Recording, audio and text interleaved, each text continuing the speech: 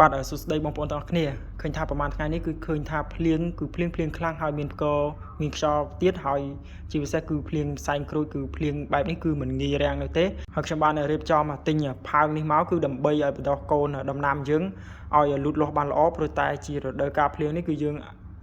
បន្តវានៅក្នុងដីគឺភាគច្រើនគឺវាជាប់ទឹកវាអត់ចង់ដុះទេហើយយើងទិញអាផើងនេះគឺវាល្អមែនតើខ្ញុំមិនដែលប្រើដែរហើយខ្ញុំទើបតែប្រើហើយខ្ញុំបាន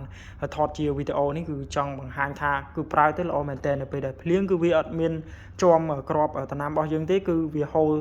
ចូលទៅតាមផោងនៅខាងក្រោមនឹងអស់ហើយបើសិនជាយើងដាក់នៅដីគឺឃើញថាវាធ្វើឲ្យក្របដំណាំយើងនឹងវាជាប់ទឹកបែរជាកើតជារោគផ្សិតហើយវាអត់មានដុះប្រឡូកឲ្យអញ្ចឹងគឺប្រើនេះគឺល្អមែនតើបងប្អូនអរគុណច្រើន